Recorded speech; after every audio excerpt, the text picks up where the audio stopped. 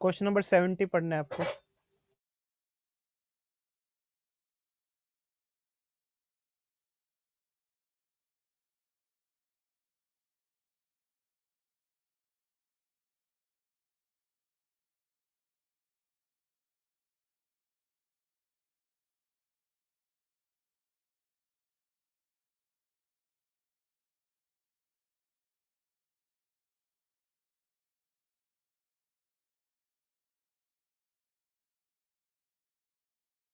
Question number 70 पढ़ना है बच्चों आप लोगों को।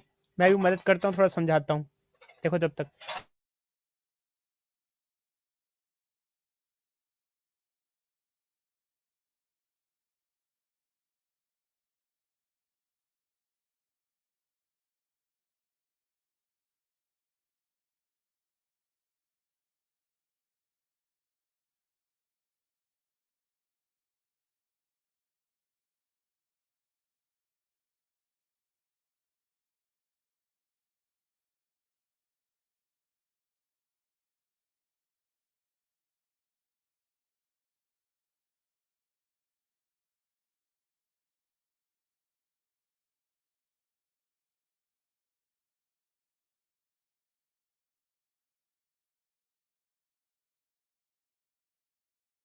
कोई बच्चा बताएगा कुछ समझ में आया उसको यहाँ पर 70 क्वेश्चन में? देखो बच्चों, थोड़ा सा मैं हेल्प कर देता हूँ। पहली बात तो ये कि ये प्रिज्म है ऐसा कुछ, और ये रेज आए, ये दोनों रेज अलग अलग वेवलेंथ की होंगी। अलग अलग वेवलेंथ होने की वजह से रिफ्रैक्टिव इंडेक्स अलग अलग हो जाएगा। मैंने आपको बता रखा है, अभी अभी बताया था कि अगर रिफ्रैक्टिव इंडेक्स ग्लास का सेम नहीं होता है, इस ग्लास का रिफ्रैक्टिव इंडेक्स 1.33 भी है और 1.45 भी है। ये डिपेंड कर रहा है कौन सी लाइट आप यूज कर रहे हो। समझे या नहीं समझे? बोलो भाई, बोलो बोलो बोलो। Yes sir. तो आगे क्या करना है, देखो अच्छा, फिलहाल तो रे डायरेक्टली एंटर कर जाएगी ऐसे, क्योंकि यहाँ रिफ्रैक्शन नहीं होगा। रे 90 डिग्री पे आ रही है सीधे सीधे सरफेस से। जब रे सर्फ ऐसे आती है सीधे एंटर करती है सर, यूं।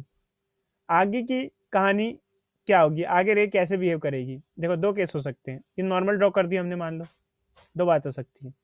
पहली बात ये कि ये रे रिफ्रैक्ट करके बाहर चली जाए, और अगर नहीं हुआ टी आई आर हो गया तो ये ऐसे इस साइड से बाहर निकल जाएगी, टी आई आर हो जाए। तो क्या होगा ये आपको पता करना पड़ेगा। कैसे पता करेंगे भाई? वही टी आई आर के लिए केस होता है, वही जो फॉर्मूला होता है हमारा। तो क्या होता है, थोड़ा सा एक बार उसको याद करते हैं फिर से। देखो भाई, टी आई आर के लिए हमारा फॉर्मूला होता है, टी आई आर के लिए हमारा फॉर्मूला होता है ये। अगर angle of incidence critical angle के बराबर है तो इसमें ग्रेजिंग होगी। अगर angle of incidence critical angle से ज़्यादा है तो टी आई आर होगा, और angle of incidence critical angle से कम है तो नो टी आई आर होगा। बट यहाँ पर एक पंगा है, प्रॉब्लम है, यहाँ पर क्रिटिकल एंगल दिया नहीं है। यहाँ तो आप क्रिटिकल एंगल सॉल्व करके निकालो फॉर्मूले से। कौन से फॉर्मूले से? Sine i c is equal to 1 by refractive index से। यहाँ पर रिफ्रैक्टिव इंडेक्स की वैल्यू भी अजीबोगरीब दे रखी है, साइन आई सी निकालना लगभग लगभग इम्पॉसिबल है। तो क्या करें फिर, क्या करें फिर? एक जुगाड़ है बच्चों। क्या जुगाड़? जैसे ये इसका फॉर्मूला तो ये होता है 1 बाय एन। अब इसके अंदर इक्वेट तो नहीं है, लेस देन ग्रेटर देन है, तो यहाँ पर साइन आई ग्रेटर देन 1 बाय एन हो जाएगा, और साइन आई लेस देन 1 बाय एन हो जाएगा। ये यहाँ पे आ जाएगा। जैसे मान लो अगर angle of incidence critical angle से ज़्यादा होता है तो टी आई आर होता है, ठीक वैसे ही अगर साइन आई अगर 1 बाय एन से ज़्यादा होता है तो टी आई आर होता है।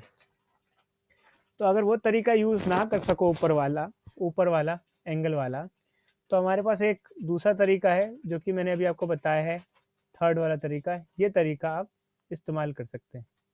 कोई डाउट किसी बच्चे को? बोलो बोलो भाई बोलो, ये तरीका इस्तेमाल करो तीसरा वाला। काम आएगा यहाँ पर, चेक करो, आपके सामने रख रहे क्वेश्चन को, लिख लो, लिखना है पहले तो एक बार।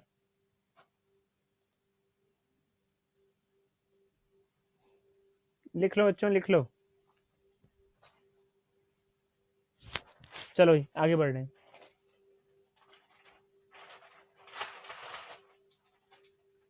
करो भाई, क्वेश्चन करो 70।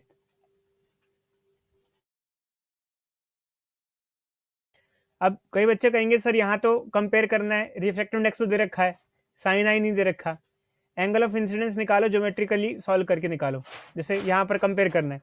तो आप कहोगे सर रिफ्रैक्टिव इंडेक्स तो दे ही रखे हैं, दोनों के, दोनों लाइट के लिए अलग अलग दे रखे हैं, बट एंगल ऑफ इंसिडेंस कैसे निकालें? कंपेयर करो, सिंप्लीफाई करो, फिगर से देखो, कंपेयर करो, कैसे भी करके निकालो। एंगल ऑफ इंसिडेंस निकालने के लिए एक्सटेंड करो फिगर को, ऐसे आगे बढ़ाओ, नॉर्मल ड्रॉ करो, ये रही फिगर, ठीक है, नॉर्मल ड्रॉ करो, एंगल ऑफ इंसिडेंस क्या होगा? ये नॉर्मल हो गया,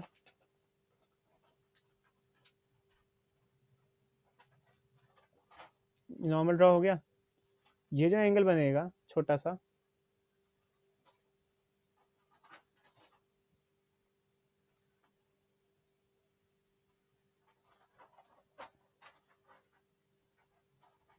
ये एंगल ऑफ इंसिडेंस होगा। कोई डाउट?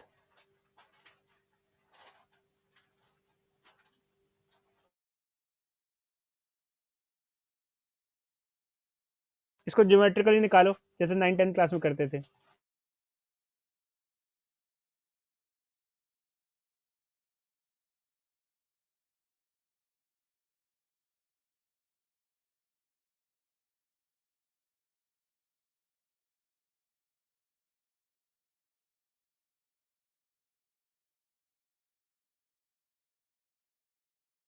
सर 45 आ गया क्या? हाँ अच्छा, शाबाश, आगे भी ट्राई करो, बाकी आगे कंपेयर करो, sine i is equal to, उससे कंपेरिजन करो।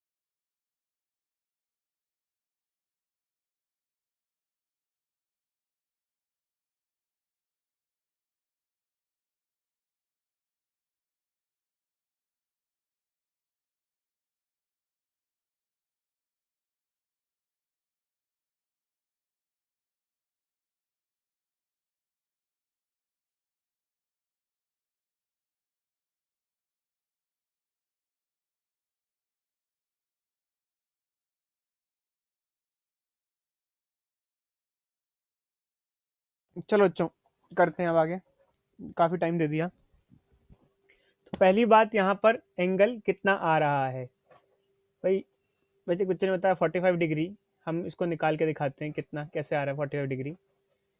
सिंपल ज्योमेट्री है, ये वाला एंगल कितना हो जाएगा बच्चों, ये वाला ऊपर वाले 45 ट्राइंगल, डिग्री। ऊपर वाले ट्राइंगल से ये वाला 45 डिग्री हो जाएगा। अगर ये वाला 45 डिग्री हुआ तो ये पूरे कंप्लीट एंगल जो भी दिख रहे हैं आपको, ये होते हैं 90। ये ये ये भी जो बचा हुआ है, क्योंकि नॉर्मल के साथ सरफेस का एंगल होता है 90। तो अगर ये एंगल आई है और वो 45 है, तो यहाँ पर हो जाएगा ये। अरे एक में टीआईआर होगा, एक में नहीं होगा। हाँ अच्छा, देखते हैं ये क्या हो गया, हैंग हो गया, हैंग हो गया तो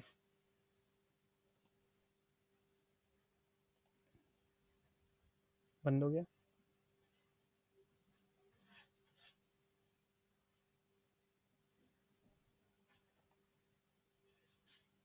हेलो हेलो, आ गया।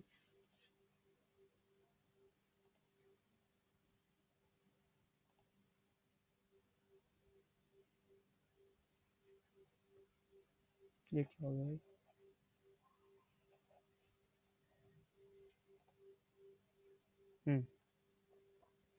आ रहे बच्चों, दिख रहे?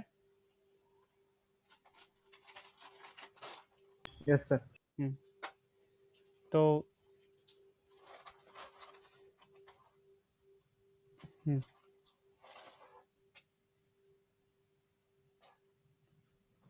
ये एंगल आई प्लस 45 डिग्री क्या हो जाएगा?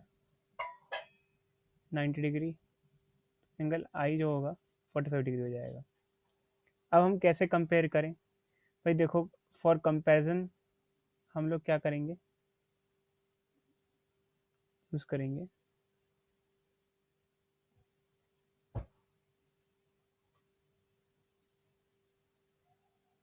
फॉर्मूला। कौन सा फॉर्मूला? ये फॉर्मूला। अगर साइन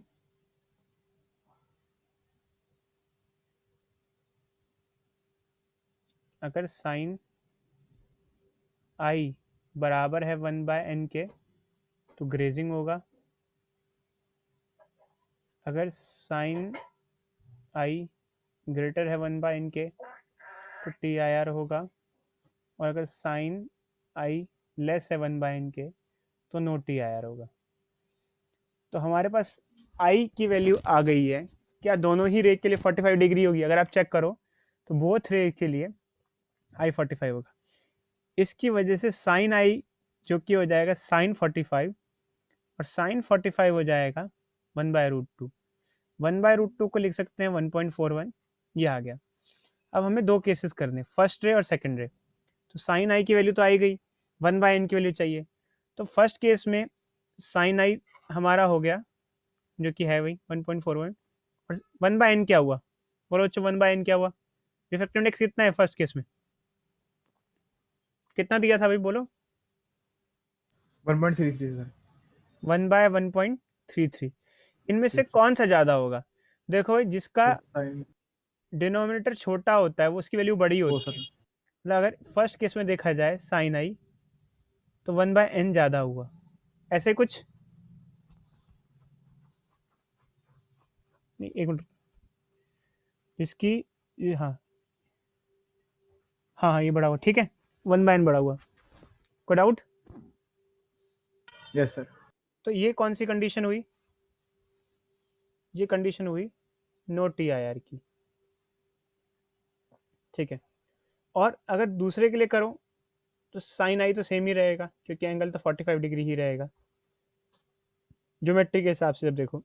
बट उसका रिफ्लेक्टिव इंडेक्स कितना है? 1 पॉइंट, बोलो बच्चे क्या है?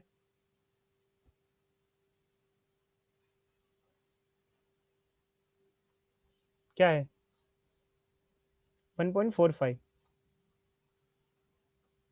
अब यहाँ कंपेयर करो तो कौन ज़्यादा हुआ? यहाँ ज़्यादा हुआ साइन आई, तो यहाँ टी आई आर होगा। सेकंड केस में टी आई आर होगा। फिगर कैसे बनेगी फिर?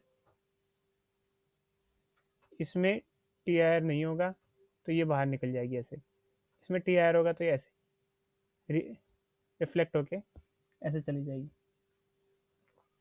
एंगल्स कैसे ड्रॉ करेंगे आगे? देखो एंगल्स कैसे ड्रॉ करेंगे। देखो भाई, इसमें एंगल ऑफ इंसिडेंस 45 डिग्री था अगर देखा जाए तो,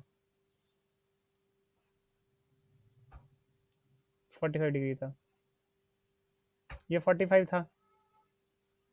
तो अगर टी आई आर हो रहा है तो एंगल ऑफ इंसिडेंस और एंगल ऑफ रिफ्लेक्शन बराबर होता है, ये 45 तो ये भी 45 हो जाएगा। और यहाँ अगर आपको एंगल निकालना है, जैसे इस केस में क्या करोगे बच्चे? अगर ये एंगल निकालना है तो क्या करोगे? एंगल ऑफ रिफ्लेक्शन निकालने क्या करेंगे? तो क्या लगाओगे? n1 sine i is equal to n2 sine r. First medium का रिफ्लेक्टिव इंडेक्स कितना है फर्स्ट लाइट के लिए? 1.33 साइन 45। खैर वैल्यू तो नहीं आ पाएगी, सेकंड मीडियम एयर हो गई साइन आर। तो ऐसे करके आर की वैल्यू इनवर्स में छोड़ सकते हो। कोई डाउट बच्चों? बोलो बोलो भाई बोलो। No sir, no sir. इस तरीके से आप इसका पाथ दिखा सकते हो। ये देख लो बच्चों, एक बार अच्छे से देख लो, मैं आपसे यही कहूँगा क्योंकि ये क्वेश्चन एग्जामिनेशन में कई बार आता है, तो अच्छे से देख लो कैसे करना, क्या है, क्या प्रोसेस होता है इसका, कैसे इसे देखना होता है, या फिर दोबारा जब रिकॉर्डिंग होगी तो इसको एक बार अच्छे से देख लेना कि हमको ये फॉर्मूला फॉलो करना होता है, और खासकर इस टाइप का क्वेश्चन आता है। और एंगल ऑफ इंसिडेंस की बात की जाए तो इस केस में आप ज्योमेट्रिकली निकाल सकते हो, हमेशा जरूरी नहीं सेम ही हो। फिलहाल इस केस में ज्योमेट्रिकली वो 45 डिग्री आ गया, क्योंकि आपने देखा, हो सकता है किसी और केस में अलग हो, 60 डिग्री हो, क्या भी हो एंगल। इस चीज़ पे बिल्कुल मत जाना कि एंगल 45 ही होगा, क्या भी एंगल हो सकता है, आपको निकालना पड़ेगा, ये देख लेना, इस चेक करना पड़ेगा, ठीक है। फिर आपको फॉर्मूला लगाना पड़ेगा, कंपेयर करना पड़ेगा साइन आई को और 1/n को, उसके लिए उस रे के लिए। अगर आप कंपेयर करते हो साइन आई और 1/n, sign I and 1/n, इन दोनों को कंपेयर करो, बस निकाल लो। चलो अच्छा, हम दूसरे टाइप का क्वेश्चन है जो देना है आप लोगों को।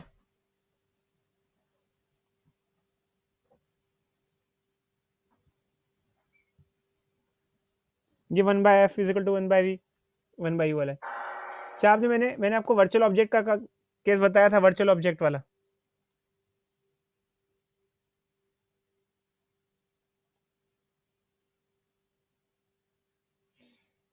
बोलते नहीं है कोई बच्चे यार।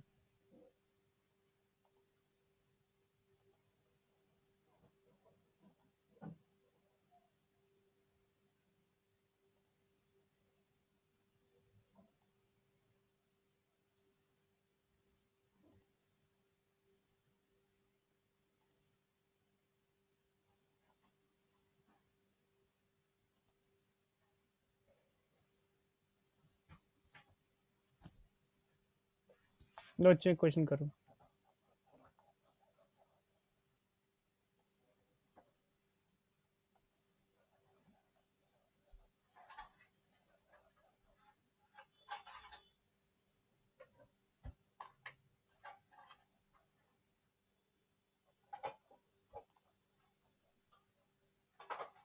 नारेबाजी अब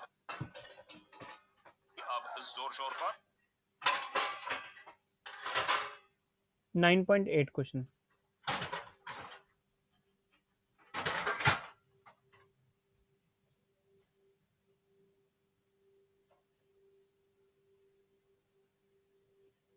क्या मैंने पहले आपको दिया था ये क्वेश्चन?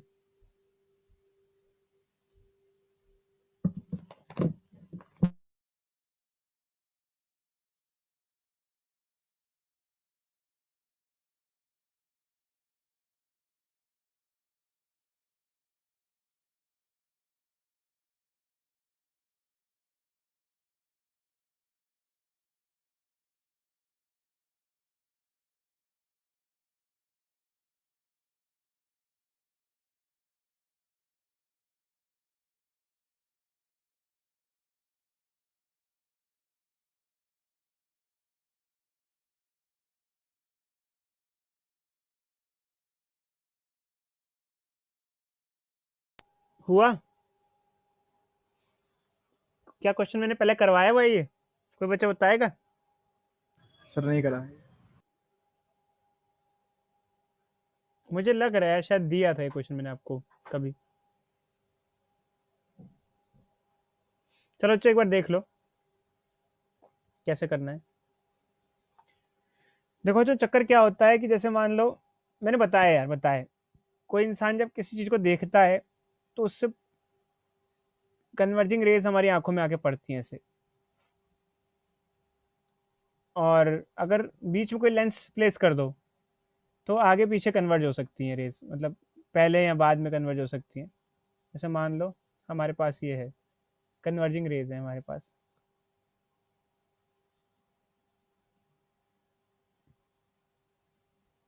ये अच्छी खासी कन्वर्ज हो रही हैं, हमने इसमें लाके कन्वेक्स लेंस प्लेस कर दिया। कन्वेक्स लेंस प्लेस करने से अब ये और पहले कन्वर्ज हो जाएंगी, आई की जगह आई डैश पे कन्वर्ज हो जाएंगी। तो ऐसे क्वेश्चन में हम कैसे करते हैं, जैसे मान लो पहले कुछ डिस्टेंस पे कन्वर्ज हो रही होगी, अब कन्वर्ज कहाँ होगी, तो फॉर्मूला लेंस फॉर्मूला यूज करते हैं, बट जो पहले की इमेज है उसको वर्चुअल ऑब्जेक्ट मान लेते हैं, क्योंकि वो राइट साइड है तो ऑब्जेक्ट डिस्टेंस को पॉजिटिव ले लेते हैं हम लोग। जैसे ये हमारा केस है कन्वेक्स लेंस का, अगर यहाँ कनकेव होता तो पहले कन्वर्ज होने की जगह थोड़ा पीछे जाके कन्वर्ज होती है।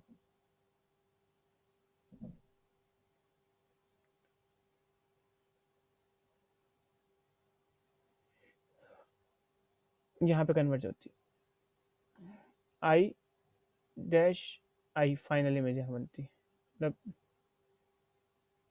चेंज कर लेते हैं।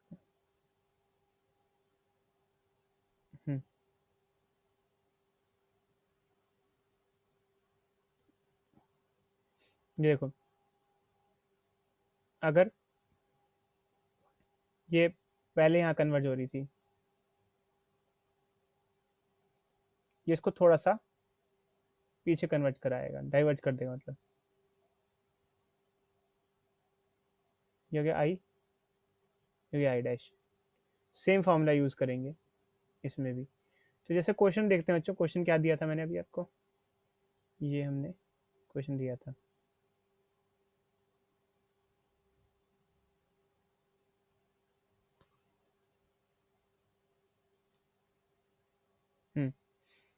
A beam of light converges at point P. Now a lens is placed in converging path of 12 centimetre from P.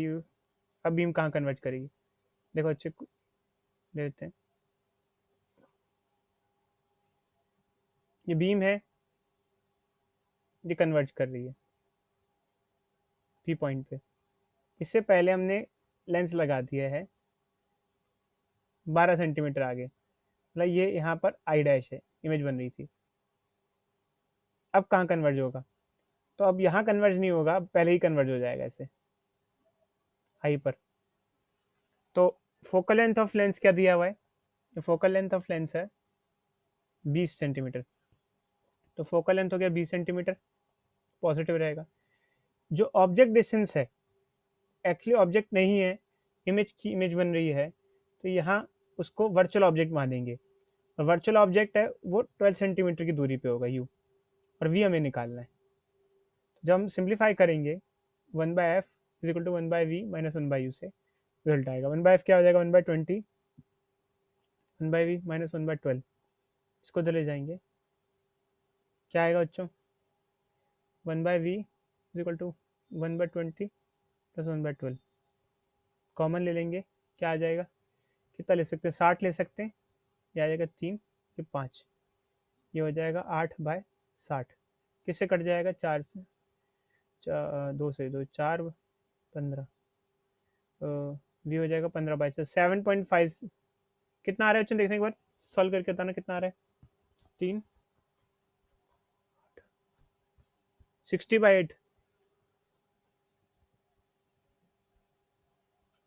अच्छा 2/15, 7 पॉइंट, ये आ जाएगा फाइनली सिंप्लीफाई करके। तो ये जो 12 सेंटीमीटर पे कन्वर्ज हो रहा था, अब ये 7.5 सेंटीमीटर पे कन्वर्ज हो जाएगी भाई। ऐसे करते हैं, किसी को कोई डाउट बोलो बच्चे, बोलो भाई बोलो, नो सर। पक्का।